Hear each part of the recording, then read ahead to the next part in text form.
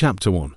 A job she can't afford to lose. The morning sky over New York City was grey and unforgiving, mirroring the weight Isabelle Lane carried on her shoulders. With her worn coat pulled tight and the hand clutching the strap of her handbag, she moved briskly through the glass doors of Blackwood Enterprises, her heart pounding harder with each step. This was more than just a job interview. It was survival. She glanced down at the slightly wrinkled blouse she'd ironed the night before and tried to smooth it over her skirt. Every detail mattered today. She'd stayed up late packing Lily's lunch, helping with math homework, and preparing for this moment, all while trying not to cry over the overdue rent notice on the kitchen counter. The lobby was grand, cold, and modern, far from the warm chaos of her tiny apartment. Her heels clicked against the marble floor as she approached the reception desk, where a polished assistant with a headset barely looked up. "Isabelle Lane. I'm here to start as Mr. Blackwood's new personal assistant," she said, her voice steady despite the storm brewing inside her. The assistant raised an eyebrow, tapped something into her computer, and nodded. "Top floor. He doesn't like to wait." Isabelle thanked her and stepped into the elevator. As the numbers ticked higher, she took a deep breath and thought of Lily's smile that morning, the missing front tooth, the homemade drawing tucked in her lunchbox. She had to make this work. She would make this work. The elevator dinged, and the doors opened to a sleek office with floor-to-ceiling windows and silence so heavy it felt sacred. Then came the voice call, clipped and unmistakably male. "You're late."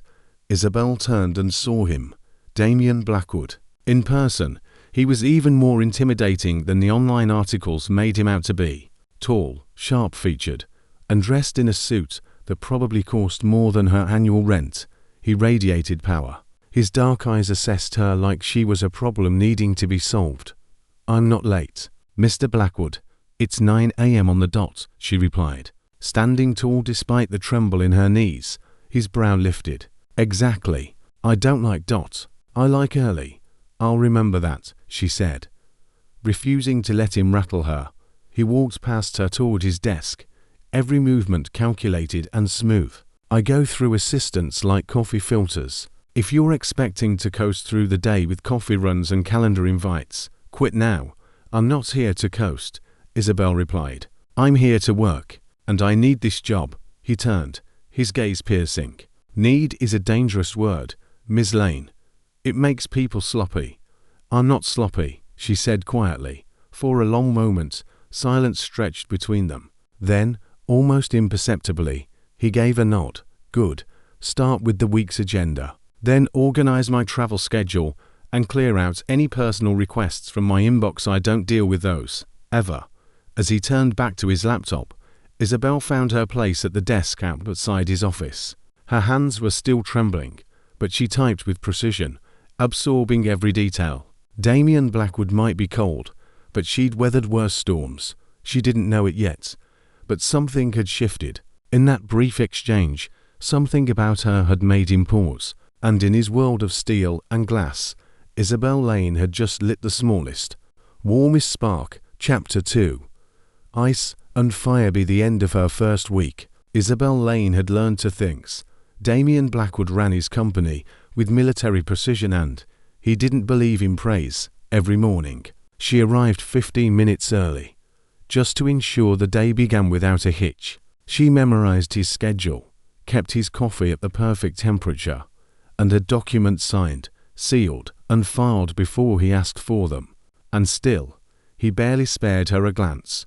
"Why is there a semicolon here?" he asked one afternoon, holding up a report she'd proofread. His voice was like frost. "It's a compound sentence," Isabelle replied calmly, refusing to be intimidated. Grammatically accurate. His eyes narrowed, and for a heartbeat, she thought he might fire her on the spot. Then he turned and walked away without a word, leaving her heart racing. Her co-workers whispered behind her back, "She won't last a month. He's broken better assistants than her." But Isabelle had heard worse. She hadn't survived heartbreak, scraped knees, and unpaid bills just to crumble under the weight of a man's cold stare. Still, it was exhausting navigating the tension between her home life and the sharp-edged world of Blackwood Enterprises. She spent her lunch breaks checking in with Lily's babysitter, reviewing spelling tests, and calculating how much she could stretch her next paycheck. There was no room for error, no time for tears. Late one evening, when most of the office had emptied out, she brought Damien a revised contract. He looked up, clearly irritated. "I didn't ask for this." "I know," she said evenly. "But the clause in Section 3 leaves you exposed in negotiations." "I fixed it." For the first time, something flickered in his eyes. Surprise, amusement. "Interesting," he muttered, scanning the document. "You're smarter than you look." Isabelle's cheeks flushed. "I hope so. I'm raising a daughter on my own. I don't have the luxury of being average." That made him look up. Something about her tone, firm, unapologetic, seemed to cut through his indifference. For a split second, his features softened. Then he handed the paper back. "Don't let it go to your head." She turned to leave, her heart pounding. But before she reached the door, his voice came again, quieter this time. "Good work." 2 words, simple, almost reluctant, but coming from Damien Blackwood, they were monumental. As Isabelle rode the elevator down that night, a small smile played on her lips. He was still cold, still distant, still the epitome of everything she didn't want to fall for. And yet, she couldn't ignore the strange warmth curling in her chest. The kind of warmth that made eyes crack slowly, quietly, but surely. Chapter 3. Laughter in the lobby. It was barely 8 a.m. when Isabelle's phone buzzed during her walk to the subway. She sighed the moment she saw the message. "Babysitter sick. Can't come today. Sorry." Her heart sank. There was no one else to call, no time to scramble for a backup plan. And Damien Blackwood was not the type to tolerate excuses, especially at ones involving children. She looked down at Lily, bundled in her pink coat, clutching her backpack and lunchbox with sleepy eyes and a hopeful smile. "Can I come to work with you today, Mommy?" Isabelle hesitated. She had no choice. "Just for a little while," she said, brushing Lily's curls from her face.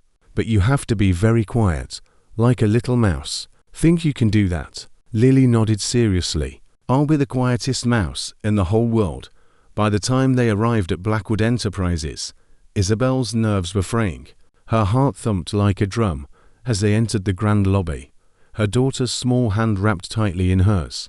The receptionist blinked at them. Children aren't usually." "It's an emergency," Isabelle whispered. "She stay by my desk. I promise she won't cause trouble." The woman gave a skeptical look, but said nothing. Upstairs, the open office space was still quiet, only a few early risers at their desks. Isabelle set Lily up on a spare chair beside her, handing her crayons and paper from her bag. "Remember, mouse." Lily gave a solemn thumbs dash up. Everything seemed under control until the elevator Damien strode in, looking every bit the Ice King in a charcoal suit and perfectly combed hair. He stopped mid-step when he saw the little girl drawing rainbows beside Isabelle's desk. His eyes narrowed.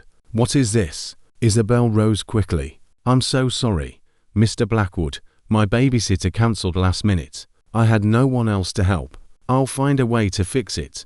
Before she could finish, Lily stood up, walked right up to him, and held out her drawing with both hands. "It's you," she said proudly. "I drew your angry face. See? The eyebrows go like this." She scrunched her little face into a scowl, mimicking him perfectly. The office went dead silent. Damien stared at the drawing.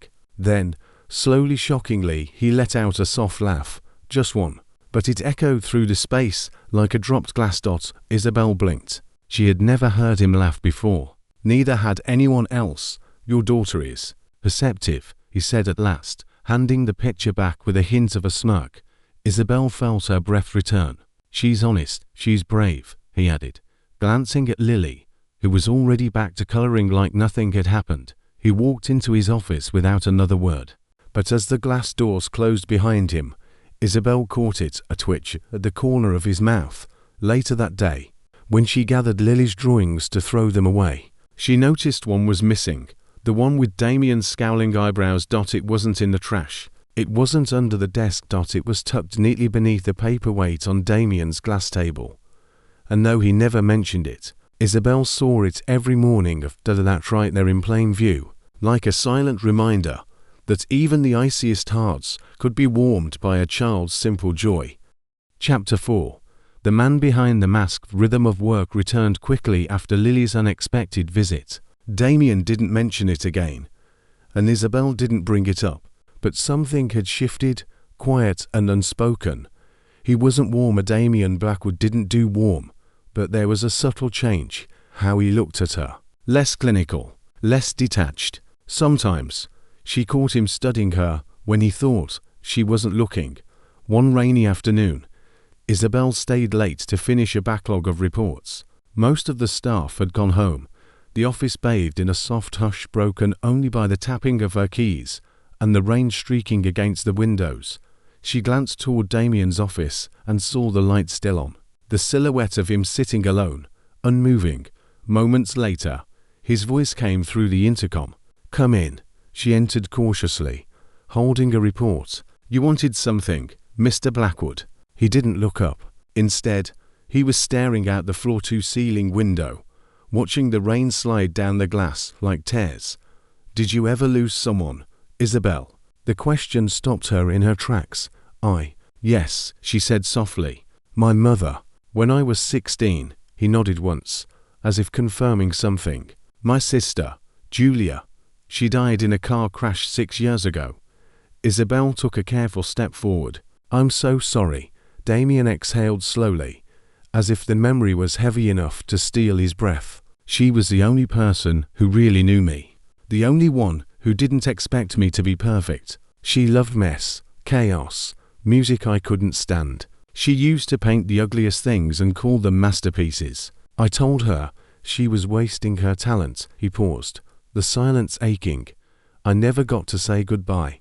Isabelle felt a lump rise in her throat. She'd seen glimpses of pain in his eyes before, but never like this, never this raw, this real. "She sounds like she was." "Color," Isabelle said gently, "in a world that only let you live in black and white." Damien finally looked at her. His gaze was sharp, but behind it was something softer, haunted, human. "I keep telling myself I don't need anyone. That control is safer, predictable." "And is it?" she asked, barely above a whisper. "No," he said. "It's just lonelier." Isabelle didn't know what compelled her, but she stepped forward and placed the report on his desk, then, without a word, turned and walked out. Not because she didn't care, but because in that moment, she understood. Damien didn't need pity. He needed space. A flicker of trust. That night, as she tucked Lily into bed, Isabelle's thoughts kept drifting back to Damien's face, the rain on the glass, the weight of grief in his voice, and she realized maybe his heart hadn't always been cold. Maybe it had just been broken, once, too deeply to risk feeling again.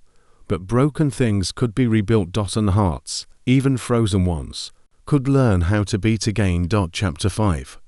𝐃𝐨𝐧'𝐭 stared at the email in disbelief. She reread the words twice to make sure she hadn't misunderstood. Accompanying Mr. Blackwood to the Wellington Investor Summit. Travel arrangements attached. Departing Friday morning. Her stomach turned. A business trip. Just the two of them. When she entered Damien's office to confirm, he didn't even glance up from his screen. "You've read the itinerary," he said coolly. "I assume you're packed." She stood her ground, hands folded calmly. "I thought you preferred to handle these meetings alone." He finally looked at her. "Normally, yes, but your reports have been sharper than my legal teams lately. I need someone I can trust to manage the chaos." Chaos.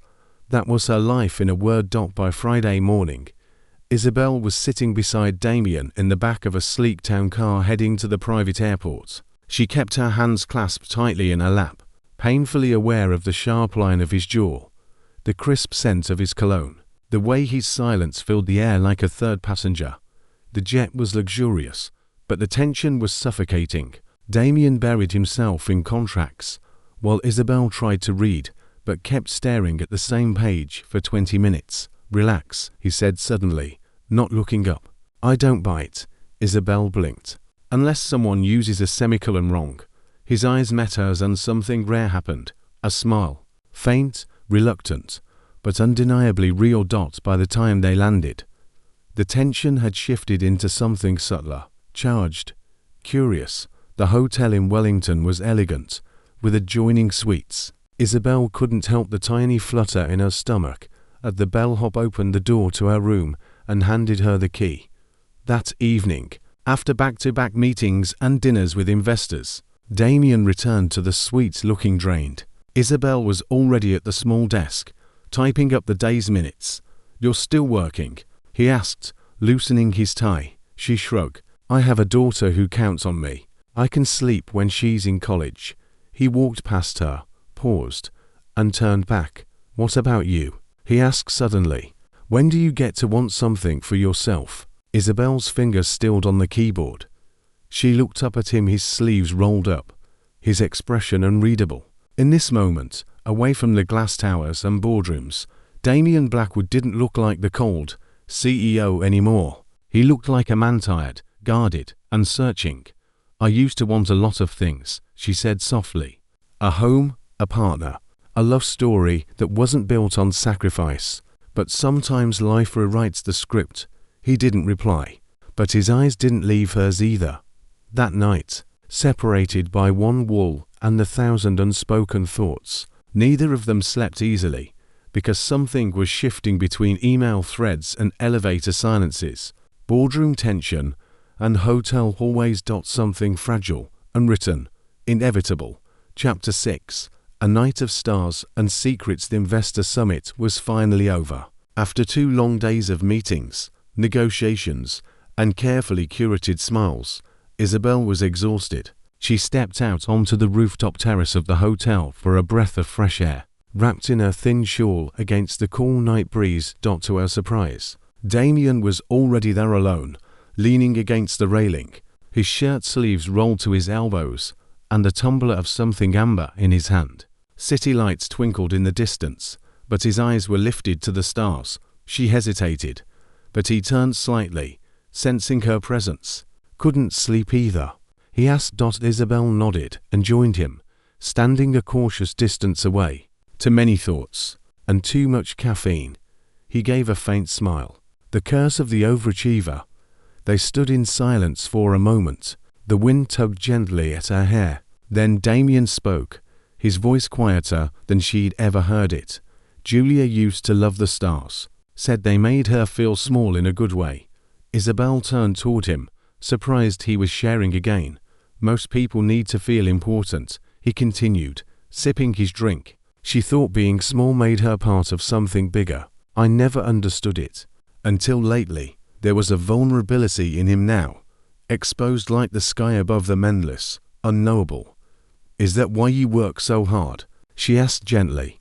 "To stay big enough so nothing can hurt you?" His jaw tightened slightly, but he didn't deny it. "If you keep moving fast enough, you don't have time to fall." Isabelle leaned on the railing beside him. "Falling isn't always the end. Sometimes it's the beginning." He looked at her then, not as his assistant, not as a single mother desperate to keep her job, but as a woman who had weathered storms and still stood with quiet strength. "You talk like someone who knows," he said. "I've fallen more times than I can count," Isabelle admitted, "but Lily gives me a reason to get back up every time." There was a long pause between them, the night air thick with things unsaid. Then, so softly it almost got lost in the wind, he murmured, "You make it look effortless. I'm terrified half the time," she confessed with a small laugh. "But I fake it well." He studied her in the soft glow of the terrace lights. "You're different than anyone I've ever met." Her heart gave a traitorous flutter. "So are you, when you let yourself be." Silence fell again, but this time it was comfortable. COMPAONABLE. And then something shifted. He stepped closer, slowly, as if giving her time to pull away. When she didn't, his hand brushed hers along the railing.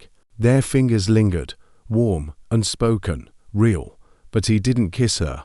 He simply stood there, beside her, letting the silence speak what they weren't ready to say. That night, under a sky full of stars and secrets, something tender and fragile bloomed. Not a declaration, not yet, but a promise, a beginning. Chapter 7. Lily's new Monday morning arrived with its usual flurry toast crumbs on the kitchen counter. Isabelle frantically tying Lily's shoes while checking her phone for urgent emails, and the inevitable spilled juice that seemed to mark every start of their week. "Do you have to go to work again today?" Lily asked, her big eyes pleading as she clutched her backpack. Isabelle knelt to smooth her daughter's hair. "I do, sweetheart. But guess what? Tonight I'll be there for your school showcase. I wouldn't miss it for the world. Promise." Pinky promise. Later that day, Isabelle tried to stay focused at her desk, but the minutes dragged. She kept picturing Lily standing alone in a crowded classroom, scanning the door, waiting. It made her chest ache. As 5 o'clock neared, she began organizing Damien's schedule to ensure nothing ran late. He had been unusually quiet since their return from the summit, more thoughtful, almost gentle, but neither of them had spoken about the rooftop night under the stars. It hung between them like mist, real but unspoken. Just before she could gather her things, Damien stepped out of his office. "You're leaving early." She straightened, startled. "Yes, I told you Lily has her school event tonight. I've rescheduled your call with the London team for tomorrow." He nodded slowly. "Right, you mentioned that." She hesitated, unsure what else to say. But to her surprise, he added, "I'll finish the briefing myself. Go." Isabelle blinked. That might have been the most considerate thing he'd ever said to her. The showcase was already in full swing when Isabelle arrived, slipping into a tiny folding chair near the back. She searched the crowd until she spotted Lily on stage, fidgeting nervously behind a paper sun taped to a cardboard sky. The teacher welcomed the parents and announced the class play. "When I grow up." Each child had written and performed a line about who they wanted to be. Lily stepped forward, her small voice echoing through the gym. "When I grow up, I want to be brave like my mommy, and maybe a boss like Mr. Blackwood, who's grumpy, but kind of funny." The room erupted in laughter. Isabelle's jaw dropped. She covered her face in embarrassment, but then froze, because standing at the back of the room, dressed in a perfectly tailored charcoal coat, was Damien Blackwood. He hadn't said a word, hadn't announced his arrival, but there he was, arms crossed, leaning against the wall and smiling. After the play, Lily beamed when she saw him. "You came." Damien knelt to her level, completely out of place among the chaos of juice boxes and glittery construction paper. "I had to see this boss you keep talking about. He sounds intense." Lily giggled. "He is. But he keeps my rainbow drawing on his desk. So I think he's not all mean." Isabelle stood nearby, too stunned to speak. Damien met her gaze across the room and gave her a subtle nod. Later, as they walked out into the chilly evening, Lily skipped ahead, leaving Isabelle and Damien side by side. "You didn't have to come," she said quietly. "I know," he replied. "But I wanted to." Something in his tone made her heart catch. Not obligation, not politeness. Choice. And that made all the difference. Chapter 8. The rumor mill. The next morning, the buzz had begun. It started small hushed whispers by the break room, glances exchanged in the elevator, but it spread fast, like wildfire. A few staff had seen Damien arrive at the school the night before. Someone else had overheard Lily's mention of her grumpy boss friend, and suddenly, everyone had a theory. Isabelle kept her head down, trying to focus on work. She answered emails, reviewed schedules, and did her best to act like nothing had changed. But the weight of 100 curious eyes pressed on her shoulders. "Did you see her get out of his car this morning? I heard he laughed at something she said yesterday." Laughed. He never even talks to anyone unless it's about quarterly profits. The whispers grew louder, more pointed, and uglier. "She probably brought the kid on purpose. Played the single mom card. Maybe she's just his type, pretty, poor, and desperate." The words stung. Isabelle had fought too hard, sacrificed too much, to be reduced to office gossip. In the privacy of the women's restroom, she leaned against the cool tiled wall and closed her eyes, willing herself not to cry. She'd survived humiliation before, but something about this felt different, more personal. Maybe because it wasn't just about her, it was about Lily too. That afternoon, Damien called her into his office. She walked in with a tight spine and a brave face, but he didn't look up from his screen. "I assume you've heard the rumors." She let out a humorless laugh. "Hard to miss, sir." "I'll make a statement to HR, he said, voice clipped. "Shut it down." "No," Isabelle said quietly, but firmly. Damien finally looked at her. "I don't want you to shield me," she explained. "I don't want to be the girl the boss had to defend. I can take it." "Let them whisper." His brow furrowed. "You shouldn't have to." "No, I shouldn't," she agreed. "But this is the world we live in. Let them talk. It doesn't change who I am." A long silence followed. His eyes lingered on her, something unreadable flickering behind them. "You're stronger than most of the men I know." She smiled faintly. "I've had to be." He stood and walked around the desk until he was facing her. "I don't care what they say, Isabelle. I know your worth, and if anyone in this building forgets it, they'll answer to me." She swallowed the sudden rush of emotion in her throat. "Thank you," she whispered. That night, as she walked Lily home, Isabelle held her daughter's hand a little tighter. The city lights blurred in the distance, and somewhere deep in her chest, something steady and warm began to grow. Let them talk, because while the world whispered doubt, one person, one impossible, cold-hearted man had chosen to see her clearly. And that, somehow, mattered more than all the noise. Chapter 9. Walls Come Crashing Down. It was a quiet Thursday evening, the office nearly deserted as the golden glow of sunset filtered through the tall windows. Isabelle lingered at her desk, reviewing documents Damien had marked for the next morning. She could have gone home an hour ago, but part of her didn't want to not yet. Damien stepped out of his office, jacket off, shirt sleeves rolled to the elbows, a rare softness in his expression. He glanced at her, hesitated, then spoke. "Walk with me." She blinked. "Now." He nodded once. "Just for a minute." They left the building through the side entrance and strolled toward the city park nearby, neither of them speaking at first. The autumn air was cool, brushing against their skin like memory. Street lamps blinked on as the sun slipped beneath the skyline. "I've been thinking," Damien said, finally breaking the silence. "You've worked harder than anyone I know, but you still walk around like you owe the world an apology." Isabelle exhaled a soft laugh. "It's hard not to, when the world keeps reminding you you're not enough." He looked at her then, really looked. "I don't believe that," he said quietly. They sat on a bench under a tree losing its last leaves. Isabelle tucked her hands into her coat pockets and glanced down at the sidewalk, her voice barely above a whisper. "I was 20 when I found out I was pregnant. Lily's father walked out before the sonogram. I was scared and broke and completely alone. I gave up school, friends, sleep, everything to make sure she never felt like she was a mistake." Damien didn't speak. He didn't need to. The way he listened with his whole presence made her feel seen in a way no one else ever had. "I worked double shifts, cleaned houses, waited tables, whatever it took. And every time someone looked at me with pity or judgment, I reminded myself I had a reason to keep going. She's my reason." A breeze rustled the leaves, and Damien shifted slightly closer. "I was never supposed to raise a child on my own," she continued. "But I did, and I still am. And sometimes I'm proud of that, but sometimes I wonder if I've lost myself along the way." He reached into his pocket, pulled out a familiar folded piece of paper. "Lily's rainbow drawing. I keep this on my desk for a reason," he said.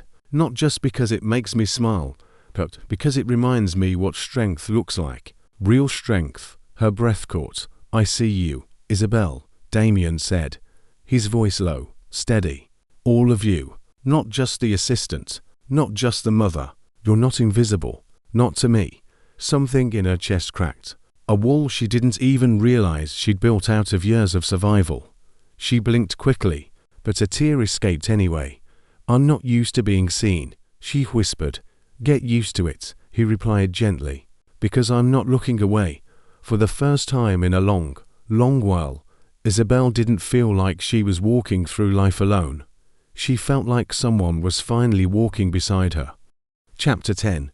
The kiss that changed everything. The air between them had been different ever since that night in the park. Not awkward, not exactly tender, but charged, like something fragile was trying to take shape in the quiet space between two guarded hearts. And Damien had changed. Subtly, he still barked orders and expected precision, but the sharpness in his voice had softened, the edge dulled by something new, something that felt dangerously close to �𝐾. It was during one of those late nights when everything finally tipped. Isabelle had stayed behind to finalize a presentation for an upcoming merger. Damien had joined her under the pretense of reviewing figures, though they both knew he trusted her judgment more than his own team's by now. They sat across from each other in the glass-walled conference room, the city lights glittering behind them, empty coffee mugs, scattered notes, and two weary souls separated only by the long mahogany table. "You never stop," he said suddenly, watching her scribble edits. Isabelle looked up, surprised. "What do you mean? You're always pushing forward, fixing things, holding the world together. Doesn't it exhaust you?" She hesitated, then smiled faintly. "Every day. But giving up isn't an option, not for me." He leaned back in his chair, studying her as if seeing something he hadn't allowed himself to notice until now. "I admire that." She blinked. Damien Blackwood did not give compliments lightly. And then the room fell quiet, except this time. The silence was louder than words. It buzzed in the air, made her pulse race, and her throat tighten. She stood, gathering papers to deflect the emotion rising in her chest. "I should go. It's getting late." But when she reached the door, he was there already, standing behind her. She hadn't even heard him move. "Isabelle." She turned, eyes wide. He looked torn, like a man at war with himself. "I've been trying not to," he began, then stopped. His jaw tensed, his eyes searched hers. And then, without another word, he reached for her. The kiss wasn't rushed. It wasn't polite. It was raw, unguarded, like something that had been waiting far too long to be spoken aloud. His hand cupped her jaw with surprising gentleness, his mouth tentative at first, then surer, like he was remembering what it meant to feel. Isabelle froze just for a moment, then melted into him, into the ache she didn't know she was holding, into the warmth she'd been silently craving. But as suddenly as it began, Damien pulled back. His breath was uneven, his eyes clouded. "I'm sorry." That was. Isabelle stepped away, her heart pounding. "I should go." He didn't stop her this time. She walked out of the building into the cool night, her thoughts spinning, her lips still tingling with the memory. One kiss, and everything had changed. Not just between them, but inside her, inside him. Because now, the line they'd both so carefully respected was gone, and neither of them knew what came next. Chapter 11. Sabotage and sacrificeth. Mood in the office shifted within days of the kiss. Isabelle could feel it, an undercurrent of tension, humming beneath every word, every glance. Damien had returned to his usual clipped demeanor, colder than before, as if retreating behind the walls he'd begun to let her scale.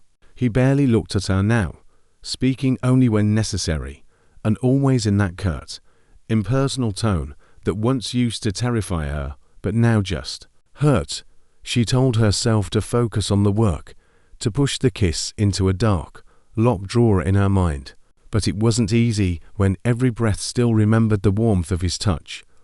And then came the email, a mistake in one of the client reports, a detail Isabelle knew she hadn't missed, a clause marked incorrectly, a projection off by several points. It was subtle, but enough to cause suspicion. She stared at the numbers, her gut twisting.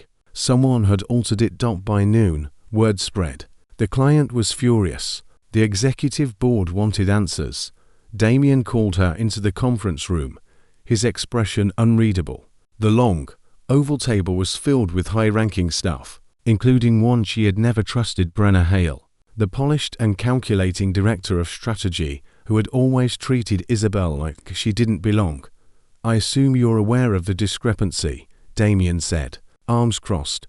"I didn't touch that section of the report," Isabelle replied evenly. "It was correct when I submitted it." Brenna raised a brow. "Convenient?" Damien's eyes locked onto Isabelle's, He didn't speak. The silence stretched, heavy and suffocating. For a moment, Isabelle felt like the ground beneath her was cracking open. But then Damien did something no one expected. He turned to the room. I reviewed the submission history. The edit was made after Isabelle finalized her draft, and from an executive login, Brenner stiffened. "You're dismissed," he said coolly to the group. All of you, one by one. They left the room, casting glances filled with curiosity and confusion. Only Isabelle remained. She stood frozen. "You believed me." "I always did." "Then why have you been treating me like I don't exist?" Damien rubbed a hand over his jaw, frustration flickering across his face. "Because I care about you, Isabelle, and that makes everything more dangerous. For you." She shook her head. "You don't get to kiss me. Then shut me out like I'm just another mistake." "You're not a mistake," he said firmly. "You're the only thing in my life that makes sense. And that terrifies me." Her voice dropped, then stopped running. The air crackled between them. He took a step forward, then stopped himself. "I won't let anyone hurt you, not in this office, not in my world," he said. "I didn't protect you soon enough. That's on me.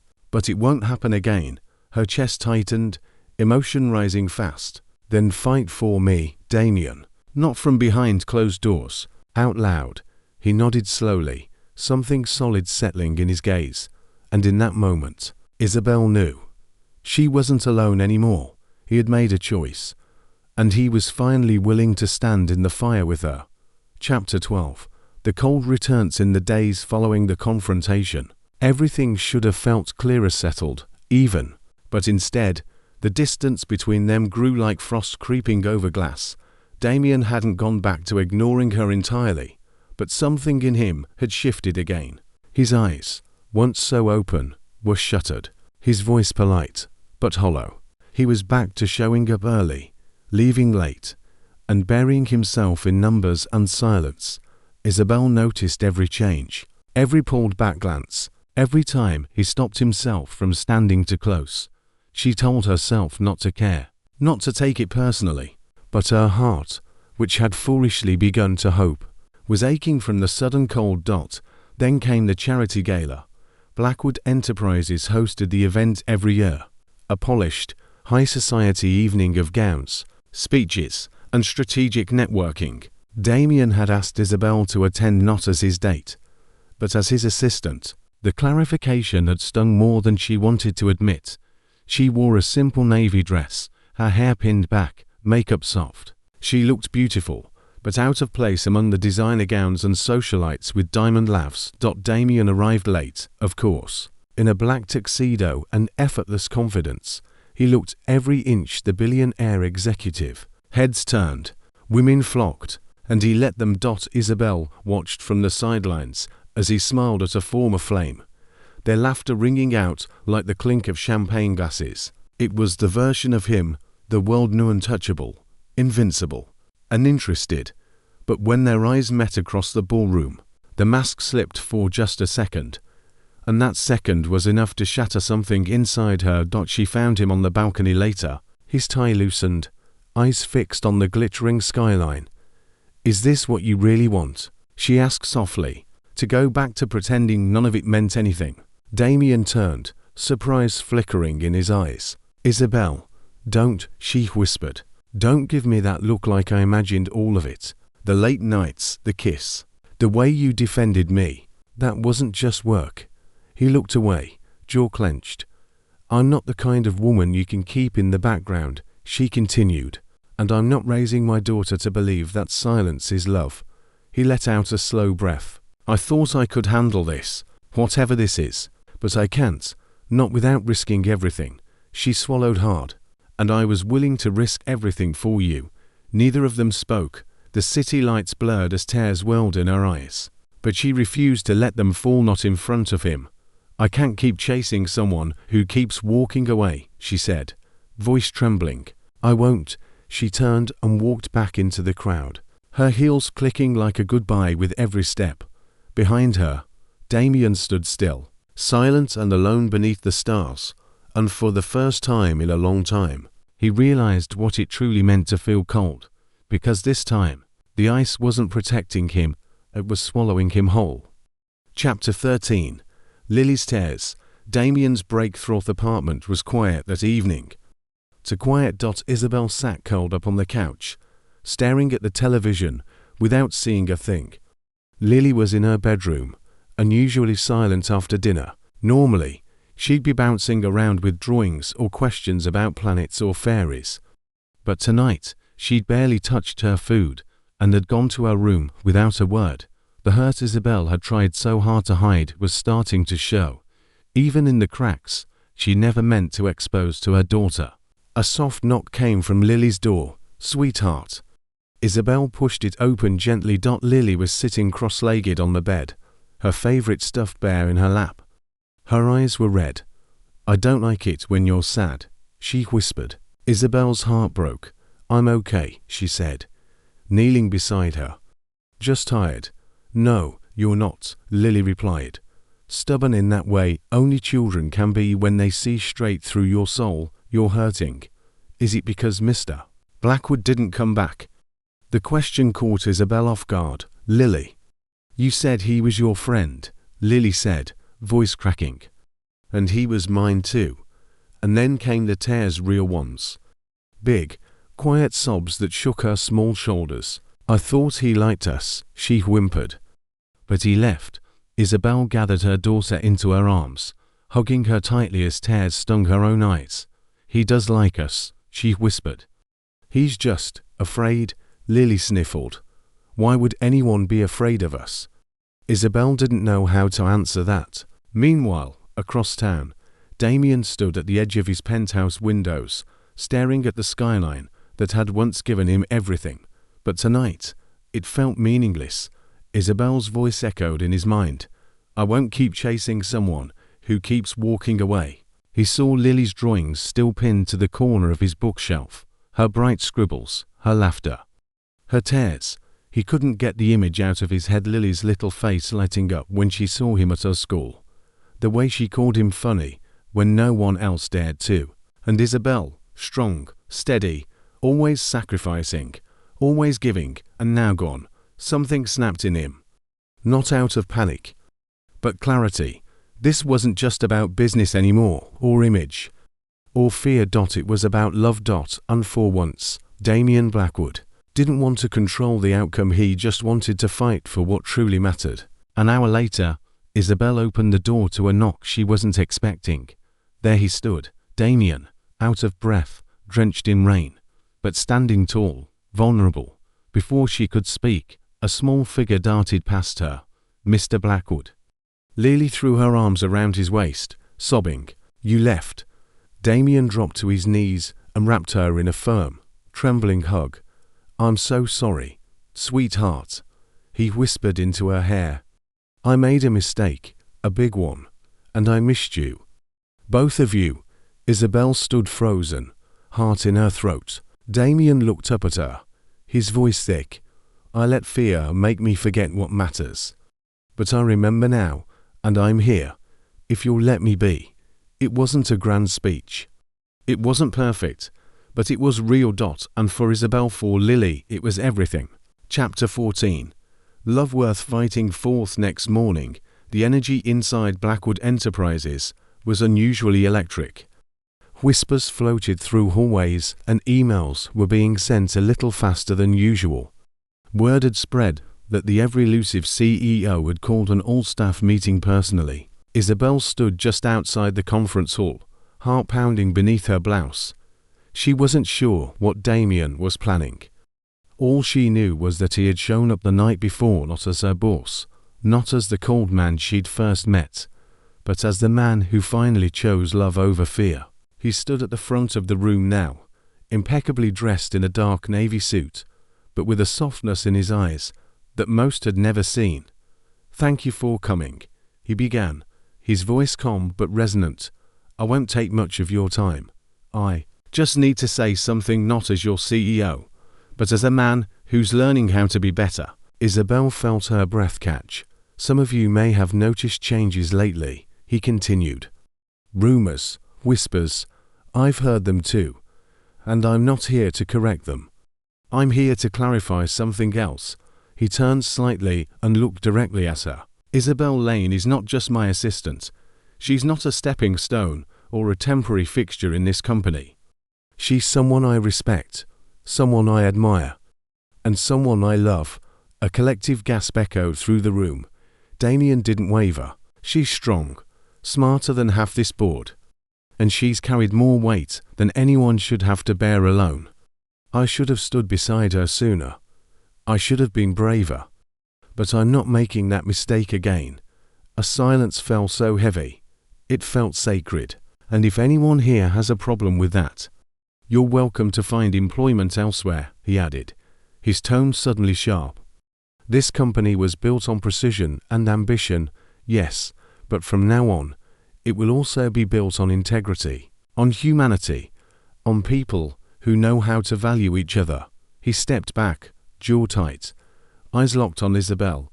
Applause started slowly, hesitant, uncertain, then rippled like a wave across the room. Not everyone joined in, but it didn't matter. Isabelle stood frozen, stunned and overwhelmed, and then she moved, through the crowd, toward the man who had once terrified her, tested her, confused her and now loved her in the open, without shame or secrets. He met her halfway. You really just told the entire company you love me, she whispered, almost laughing through the tears in her eyes. Only because shouting it from the rooftop is have been unprofessional, he murmured. Then he cupped her face, right there in front of the whole room, and kissed her. It was tender and firm, reverent and fearless. When they parted, the applause rose again, some loud, some awkward, but none louder than the sound of Lily bursting through the door with the office receptionist trailing behind. Did I miss it? Isabelle laughed as Damien crouched and scooped Lily up into his arms. Not a second of it. 3 hearts, finally facing the world together. Love wasn't just spoken today. It was claimed. Chapter 15. 3 hearts. 1. A month had passed since that unforgettable day in the conference room, but for Isabelle, it still felt surreal. Damien no longer walked through the office like a storm cloud. He walked with purpose, yes, but also with something softer in his eyes. His presence still commanded attention, but now it was laced with warmth, with humanity. But the most beautiful transformation wasn't in the man who once ruled with ice. It was in the way he looked at Lily when she bounded into his arms after school. In the way he made Isabelle tea in the morning before her alarm. In the laughter that now echoed through a home once built only for one, their home. Damien had surprised them with the house just outside the city, a cozy, sun-drenched place with a creaky porch swing, a garden Lily had already claimed as her fairy kingdom, and enough space for Isabelle to breathe, to dream. They filled it slowly, not with expensive things, but with life. Morning pancakes burned on the edges, crayon art taped to the fridge, old jazz records playing on lazy Sunday afternoons, a half-finished puzzle on the dining table that no one had the heart to pack away. One evening, after Lily had fallen asleep curled up between them on the couch, Isabelle looked over at Damien, her heart full to the brim. I never imagined this, she whispered. He smiled, brushing a lock of hair from her face. I did. The night you told me your daughter was your reason for getting up. That's when I started imagining it. She rested her head against his shoulder. I spent so long surviving, I forgot what it felt like to just live. You're not surviving anymore, Isabelle, he said softly. You're home, outside. The wind rustled the trees gently. Inside, all was quiet except for the steady rhythm of 3 hearts, beating as one. Once, they had been a ruthless boss, a struggling mother, and a lonely little girl. Now, they were a family, and in a world full of chaos, ambition, and broken promises, they had found the one thing worth fighting for. Love.